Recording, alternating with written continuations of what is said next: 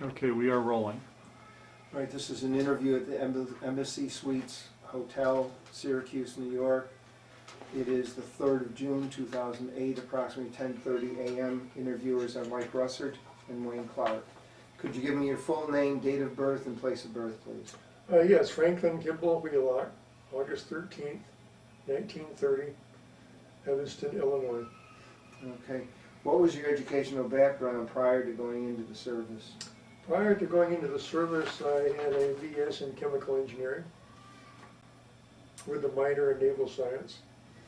Okay. Were you in a officer training program at all? Yes, in our OTC program, Okay. University of Idaho.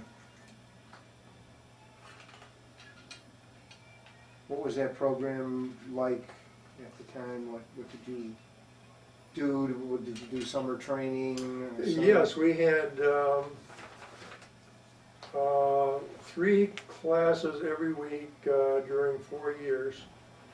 And we had naval orientation, Uniform Code of Military Justice, Naval Ordnance and Gunnery, navigation, and 24 semester hours total of naval science, plus regular chemical engineering curriculum. And they had, at that time, they had 52 NROTC units throughout the country, and they pay for your tuition and books, and at that time they gave you $50 a month. So it was a competitive program to get into. They only took about 1 out of every 12 people that applied. Now, did you do any summer cruises or any? Oh, summer... yes, every summer, 3 summers between freshman and sophomore and junior, and senior, we had cruises. The first year we went, we were on a battleship, USS Wisconsin, going from San Francisco down to the Galapagos Islands with a stop in Panama. So we had training aboard surface units. And the next year,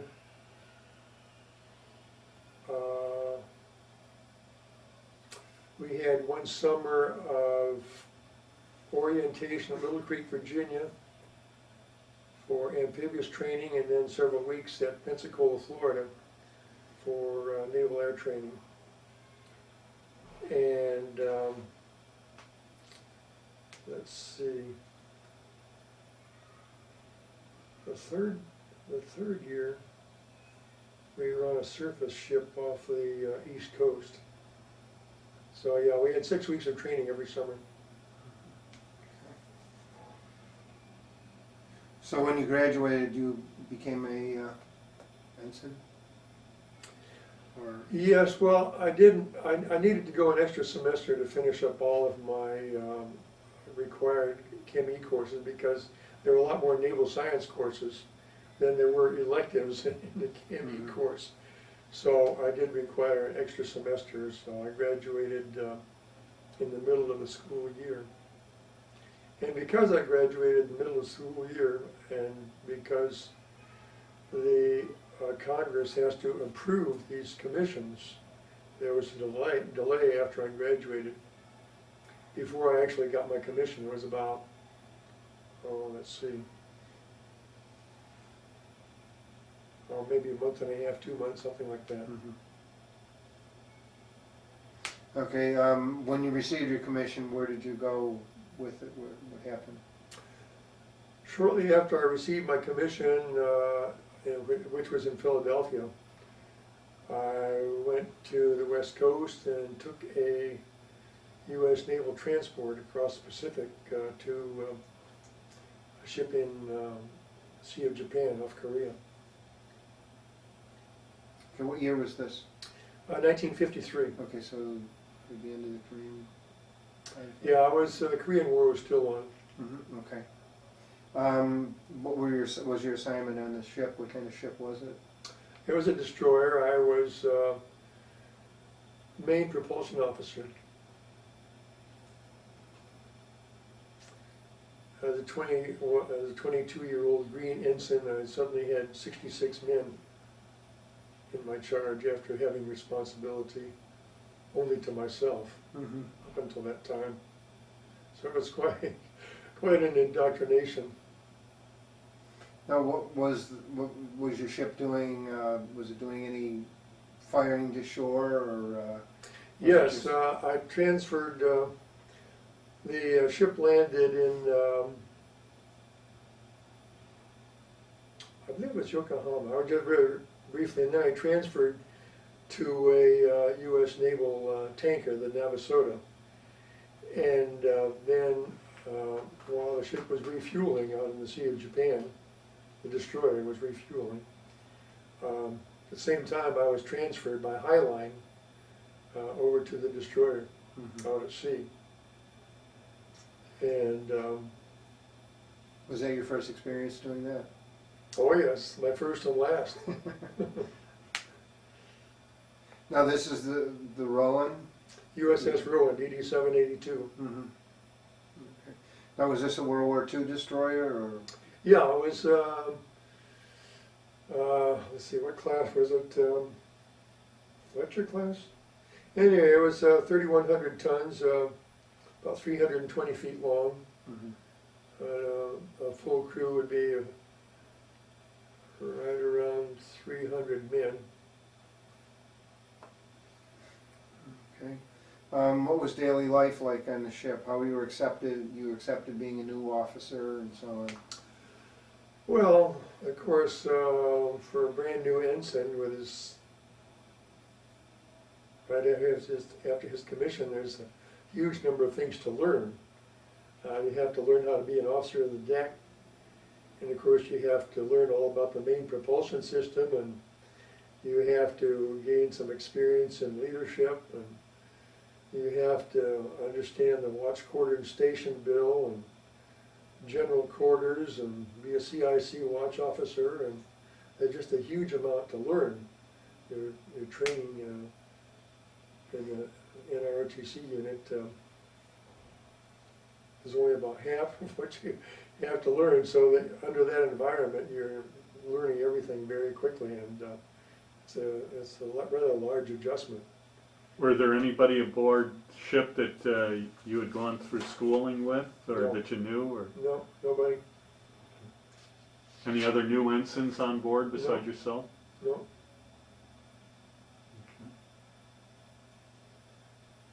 So you were out there on your own. Well, pretty much, but to add to the excitement, I was only aboard for a very short time, like 10 or 12 days, when the enemy, the shore batteries, actually fired on and hit the ship. Oh, We were fired on 2 days in a row.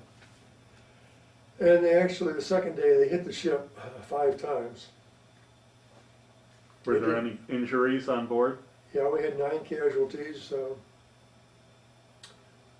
One of them was seriously injured, but no, I don't think that, I think he probably survived. Mhm. We transferred him to the USS St. Paul. I did see his injury. It was probably a large piece of shrapnel hit his spine, just above his waist on the left side, making a hole probably 1.5 inches. But as far as I know, he survived. Mhm. If it hit his spine, it could have been a different story. But Yeah.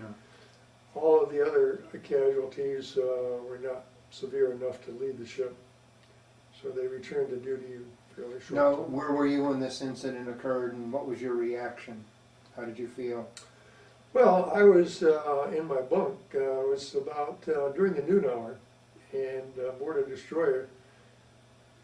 With all the nighttime watches, you're always looking for more sleep. Mhm. None of the officers, no one ever gets enough sleep when we're deployed, so take every opportunity you can. You can't sleep during the morning or the afternoon because you're supposed to be working.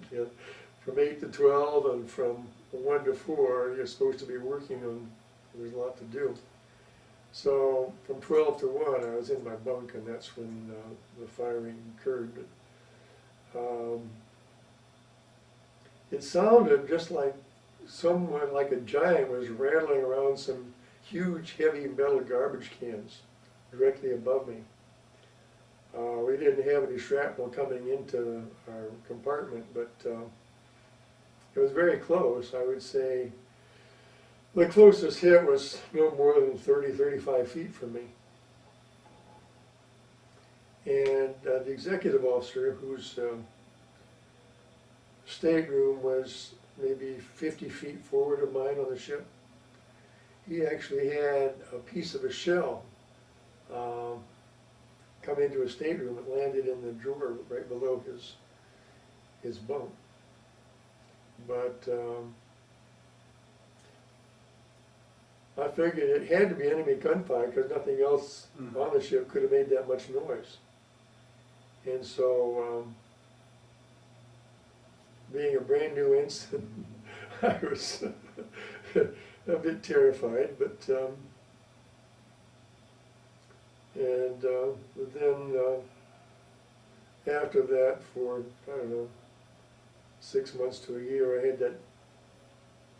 I learned that dry cottony feeling you read about in the books in your mouth, and for 6 months or a year after that, I probably every time on a warship, you have these heavy doors on the main deck that are subject to pressure from the ocean in rough weather. So they're real heavy, and so if someone doesn't latch them, the ship rolls, they make a huge clang, and that sounded something like gunfire hitting. So every time I heard one of those, for a few months. Did your ship have to have any repairs, or was it just Yeah. superficial? Yeah, we did have to have repairs. Did you have to go into port, or they just repaired the damage on board ship? I think the damage was not severe. There wasn't any damage to the propulsion machinery, but there was damage to some of the 40mm gun mounts. There was no damage to the torpedoes, but it came close to the torpedoes. If those shells had hit the torpedoes, we could have had a big problem. But we had three 5-inch, double 5-inch gun mounts, and there was no damage to any of those because they're all armored. And so all the damage was to the top of the main deck, aft of the bridge and forward of the after gun mount. And as I recall, we lived with the damage. It didn't affect the propulsion or operation of the ship significantly. So we got it, as I recall, we got it repaired when we got back to the U.S. months later. You mentioned one event that happened while you were there was striking a sampan. Oh yes. Before you asked if what we were doing there, what we were doing was trying to interdict freight trains coming down the coastline from the north. And they usually didn't come in the daytime because we could see them more clearly. They tried to go at night when it was harder to detect them. But we did fire at them at night, and it was always difficult to see how much damage we did. And the reason we got fired at from these shore batteries was because we were in the enemy harbor in Wonsan, North Korea. And while we were there was a friendly island, a friendly held island held by the South Koreans.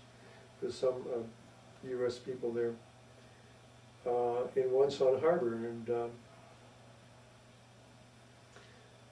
there were some mines in the island, and we were protecting the minesweepers. There were some mines in the harbor. We were protecting the minesweepers that were sweeping the mines. They were sweeping the mines to protect the supply boats that came into the friendly island. The sampan. This was at night. I was not on the bridge, but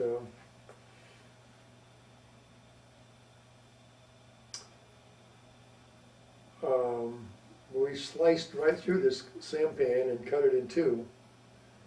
And it was in the middle of the night, and I don't know the circumstances because the officer of the deck at the time received orders to Turkey about 2 days later, which made me think the commanding officer had some friends in high places, which, of course, having the officer of the deck transferred to Turkey would make the investigation much more difficult. And I do know that the captain, there were 2 or 3 men on the sampan lost. There was no damage to the destroyer, but the captain of the sampan, in the middle of the night, was assigned to my room. We had 3 other junior ensigns in the room, but we were a little concerned when the captain, who was going to be extremely angry, was put in our room in the middle of the night. We didn't talk to him because he didn't speak English and we didn't speak Korean. Well, could you tell about how he felt at all from just his body language? Or? He was upset. He thought that we were at fault, and he lost some of his men, so he was very upset. Now you mentioned one thing, you said that the captains usually determine the character of the ship. What did you mean by that? Well, the captain of any ship, especially a small ship, has a huge influence on the ship. They call him the old man, of course, and even though he might be in his 30s. And if he's uptight and very demanding, it'll be reflected in his officers, and the officers will reflect that in their dealings with the enlisted men. Now, what other duties did you have besides Korea, off Korea? How long were you off the coast of Korea? That I don't remember. I would guess maybe on the order of a month. Okay. Well, we also had a job patrolling the what was then called the Formosa Straits, which is probably called the Taiwan Straits now. But for years, the U.S. Navy did patrol those straits. They had 1 or 2 destroyers going up and down there for years on end. And we went down and showed the flag in Singapore. We went down to Jakarta, Indonesia. We were the first American warship that had been in Jakarta, or probably all of Indonesia, in 10 years. And at that time in Indonesia, the communist influence was quite strong. And there appeared to be intense interest in our visit, because when our whaleboat of people came ashore, we anchored out in the harbor. When our whaleboat of people came ashore, we had to throng our way through hundreds of people to just walk into the town and get a look at it. And so they were very interested in us, and they didn't all look friendly, but there was no incidents that I'm aware of. No, this was during the period when I know naval ships always had blacks on board. Of integration under Truman, were there blacks integrated into the crew rather than being the stewards on the ship at all? Do you remember? I remember the stewards were all blacks and Filipinos. Yeah. Let's see, I don't remember. Oh, we did have a black officer. While I was aboard, we did have one black officer. He was a full lieutenant. And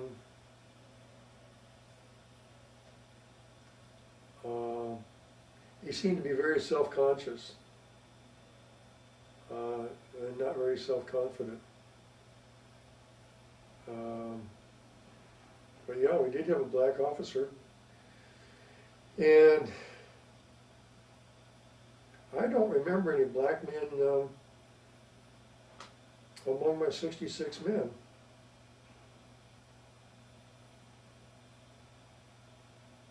There might have been one or two, but I don't remember any. I can't remember when the integration. When was the integration order for the military? 50, right, I think 1950. Something like that, yeah. Yeah, so maybe it was just getting started. Yeah, yeah, it was very early on. How long did you, were you on the destroyer?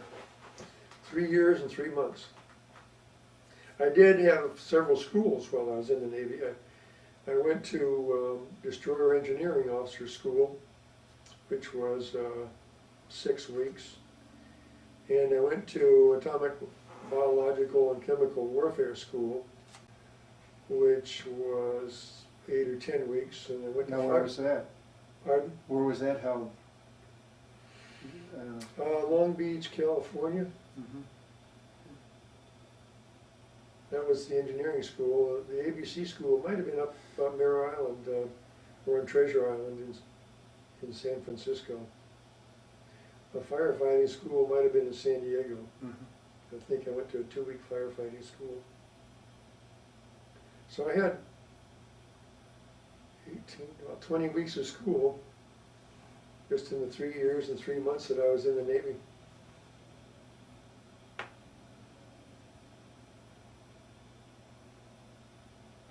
Now, during that time period, were you promoted to first lieutenant?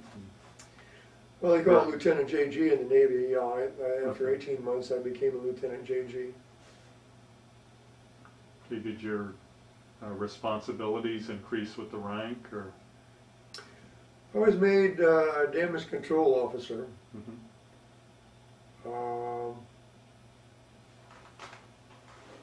I don't remember whether the damage control officer was senior to the main propulsion officer at that time or not. Possibly he was. I really don't remember. But yes, I did become a command duty officer. And that's when you report. The captain and executive officer can go ashore and you assume the duties of the commanding officer in their absence. And I did get to be an officer of the deck underway, and I did get to be a qualified Combat Information Center watch officer. I did get secret clearance for cryptography duty.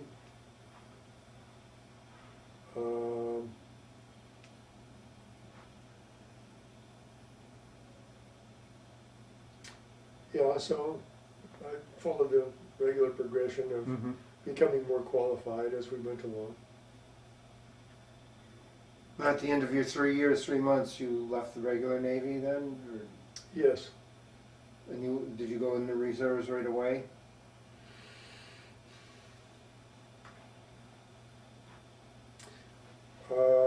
Maybe not right away, but I did go into the reserves probably the same year. I just don't remember for sure.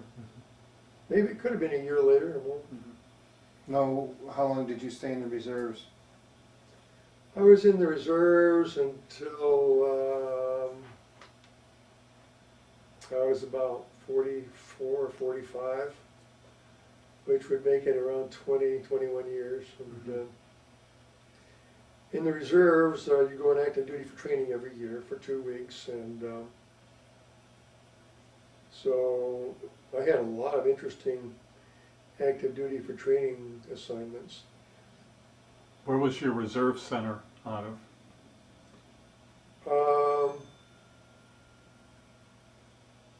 That's what I was trying to remember. I think I worked for DuPont in Flint, Michigan in the Reserve Center. I think I was in the reserves in Flint. Okay. But then, after less than 2 years there, I moved down to Detroit. Mhm. And the Reserve Center was in the Armory on East Jefferson Avenue in Detroit. It's a large armory. They had their own submarine. And there were active duty people assigned to the submarine. So later on, I joined the submarine reserve after being in a surface unit. In the reserve in Detroit, I became commanding officer of a fleet division, which put me in charge of a PCE 904, which is a 900-ton ship. Although I wasn't the regular commanding officer, during the reserve weekends, they would give me the command. So, yeah, there were some interesting reserve assignments. Been out on a submarine several times down in Key West, and from Newport News, Norfolk, I should say, and actually dove a submarine in Lake Huron. In Lake Huron, when you dive a submarine, you don't want to dive it too deep because Lake Huron's not all that deep. But I was working on my qualifications in submarines. And that was a diesel submarine, I imagine. oh yes, oh yeah, I couldn't begin to be qualified in a And nuclear submarine. Yeah. Yeah, that was back in the old days. Of course, back then nuclear submarines were a fairly new thing. yes. I don't even know if they have any of the old diesel-powered submarines on active duty anymore. I don't think so. We had a submarine convention at our museum because of, you know, the base, nuclear base in Wilton. And they had a video, and I think the only diesel submarines were one country in South America, and I think Japan or China, or Taiwan. Taiwan has a diesel. Yeah.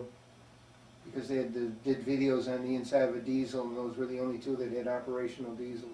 And I think somewhere in the Middle East, India, or not, Turkey or Greece, I think they had one. Anyway, I got my intermediate SG qualifications in submarines, and I went up for my SS qualification, and I didn't make it. You have an interview with the submarine captain. He decides whether you're qualified or not. And I had a very tough captain, and everyone said he was tough, and he didn't qualify me. And the next time I went up, I was too old. You had to be under 35 to get your basic SS qualifications. So, but it was fun going out in submarines and having the submarine experience. The enlisted men on submarines are cut above the enlisted men on surface ships. It was interesting to see that they didn't have any what we call the decapes. The decape types on submarines. They were all pretty sharp guys. I think they must have had some sort of qualification program for enlisted men. So in '76 you left the reserves, and after your, I think you had Oh, gee. 53, 56. Oh, maybe 78, 78. 79. I'm really not sure. Mm-hmm. It was when I was about 45, so it's 1930. Well, it could have been 46. Yeah, somewhere in there. Not sure. What rank were you when you retired? Lieutenant commander.